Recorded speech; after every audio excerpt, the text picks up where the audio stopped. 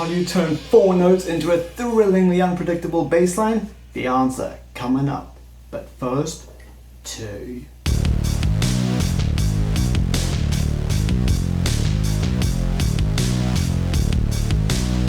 Ray Harmon here, and welcome to the Hack Music Theory Revolution, where we empower you with notation-free theory for making great music. So, ...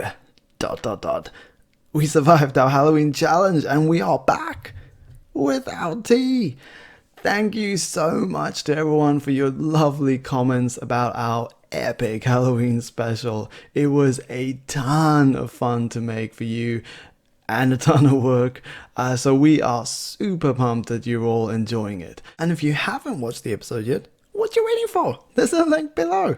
Alright, so do you remember that scary, heavy song that we featured in our Halloween special? Well, that's actually my new single. It's called They Live to Kill, and in today's lesson I'm going to be showing you a mega powerful hack that I used in the chorus for the bass line.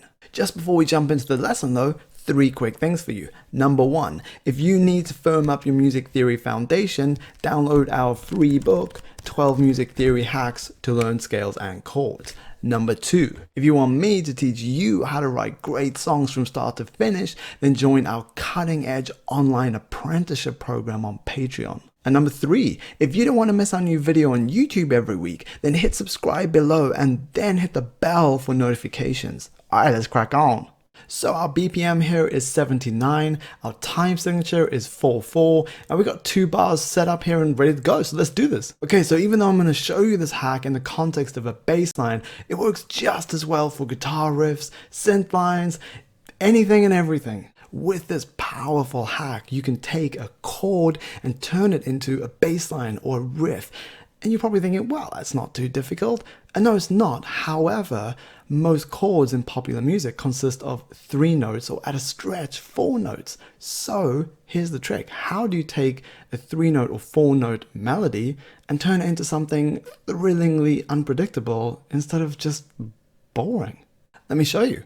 So first we need a chord. You can do this for whatever chord you want. So depending on the genre, you could have a really beautiful chord, or if it's heavy, you could have a really not beautiful chord. Like in this song, this is a heavy song, so I wanted something really dissonant, something that is purposefully challenging to the ears. So I went with a diminished 7th chord, which is built very simply by starting on any note and going 3 semitones up, 1, 2, 3, another 3 semitones, and another 3 semitones.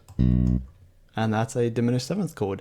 I started on the low note D because I'm using drop D tuning on the guitar on the bass, which means the lowest open string, which is usually E, has been detuned down to a low D to make it extra heavy. Next, we need to decide on what order we want to play the notes in. And because this is the chorus for a super heavy song, obviously I'm going to start on that low D. I want to keep things really dissonant then, so I'm going to move 6 semitones up because the interval of 6 semitones is really dissonant. Then I'm going to go 3 semitones up and then coming 6 semitones down to finish on that F. So this is the order I want to play the notes in, but I can't just keep looping around like this. It's gonna be ridiculously boring. But have a listen. This is the order. Now, how do we turn 4 notes into a thrillingly unpredictable bass line? Easy. You just do this. Pick a number that is bigger than 4 but is not a multiple of 4. Have you picked a number? This sounds like a magic trick. I will now guess the number in your head. Is it 5? No? Okay. Maybe I'll stick to music theory. Okay, so once you've got your number, it could be 5, it could be 7, 9, 10, 11, 13, so on.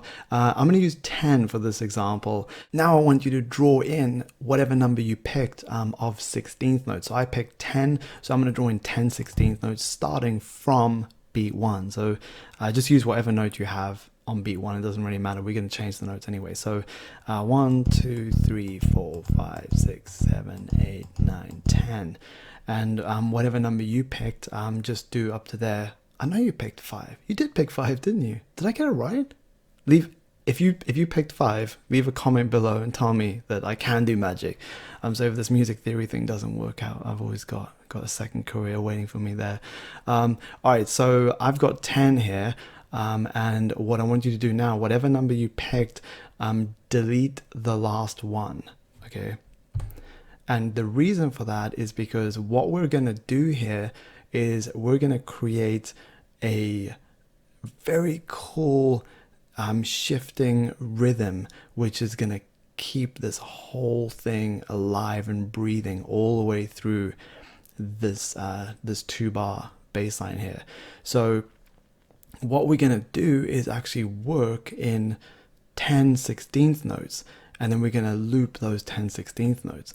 So that space right there is to signify that this over here is the beginning of our next group. Because if we just had that note in and we went all the way through, that's like we're just playing every note. There's no way to know where the one of the next group is. So we're going to do this again. We're going to copy and paste it again. And once again, this little rest, this little 16th note rest, that space there signifies that this is the beginning of our new group. And we obviously can't paste another one in because we've run out of space. So we can just put in one note there, which is also going to give a little warning that we're about to loop around to the beginning again.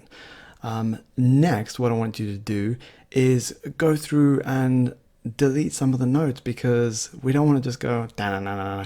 That's going to be boring too. So we want to create a little bit of a rhythmic pattern here. And whatever you do in your first group of however many notes you picked, 5, I know, you're going to do in the rest of them too. So this is what I decided to do for the chorus bass line here. I decided to go 1, 2, and then that third 16th, I deleted that, so that's a rest. And then I did another 1, 2, and then deleted the next one again.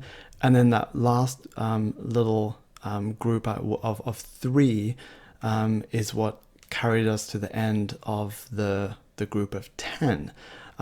So when you listen to this riff, you hear da da rest, da da rest, da da da rest, and then again. So 1, 2 rest, and then 1, 2 rest, and then 1, 2 3, and then we did that again here. 1, 2 rest, 1, 2 rest, and 1, 2 3. So it's the same pattern. You can see that 2 2 3, and then 2 2 3, and then 2 2 3, and then that little lonely guy at the end there. Also, for now, just the chord that we did in the beginning, just mute that to get that out of the way. So this is the rhythm for our bass line. So what I'm going to do, I'm just going to put in some hi-hats on those quarter notes, so you can actually really feel how that 10/16 is just kind of shifting around that 4/4 backbone. Have a listen. 1 1 1 1 1. So you can hear how the first beat of each group of 10/16 is totally like shifting around the ones of the 4/4.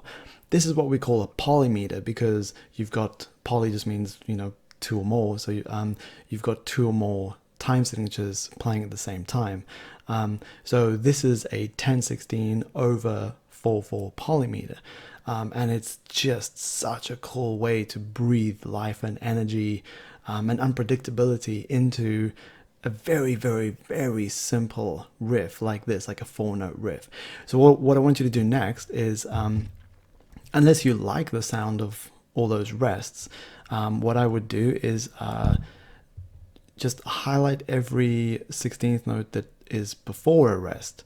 And what we're going to do is just extend those little guys. So we're going to turn them into 8th notes, and that's going to fill up all the space so we can get a nice smooth sound all the way through. And once again, you can leave the rest, or you can have some rests. And but for this I wanted really heavy, just constant sound, a wall of sound, so that's why all the rests are filled in. All right, now this is the fun bit. What we're going to do is go through and move the notes into the chord that we decided on at the very beginning. So this is where you can really have fun, and there's many different ways you can do this. For example, I'm going to start on the D. I could move this note up to the A flat, but I actually really like the sound of down, that long. I don't want to just hit the low D and then move straight off it. So I'm going to hit that low D twice and then I'm going to move off it. So this note here, I'm going to move up to the next note in the riff, which is that A flat. So you go up to there, and then this one goes up to the next note, and then this one to the next one. And now that we've got that riff in place, I'm just going to delete those muted ones. So you can see how we're going through that chord in the order that we decided at the beginning, and now we just keep going. So after that F, we start again. So this is the beginning of the next one. So going through the chord again. So D, and then we go up to that A flat and up to there, down to there, and we just keep going. And once again, like I could actually hit that and then move this guy up again to the A flat, but I'm actually gonna leave, once again, I'm gonna leave that like double D right at the bottom, because I think it's really cool to actually bookend this riff with those two low Ds on either side. And you'll notice right here, this is where the second bar of 4/4 starts. So that'd be kind of cool to, instead of starting the second bar of 4/4 on that low D, we're starting on something else, which is going to be the next note in the riff, which is the A flat. And then we go through it again, up, and just going through those same 4 notes, right, that we chose right in the beginning, just going through them again and again and again. And so now we're down to the D, and we're going through again and again, and we keep going through, and down to the D again, and we're going for our last one, and then ending on that F. So now you can see how there's actually so much going on here, even though it's really simple. You've got the 4/4 backbone, just kind of locking everything in, but then we've got this 10/16 polymeter, which is like shifting around the 4/4, keeping everything really unpredictable. And then on top of that, we've got this 4-note melody, right, based on the chord we chose at the beginning, and that is not actually aligning with either the 10/16 or the 4/4, because you can see we're just kind of doing that however we want it.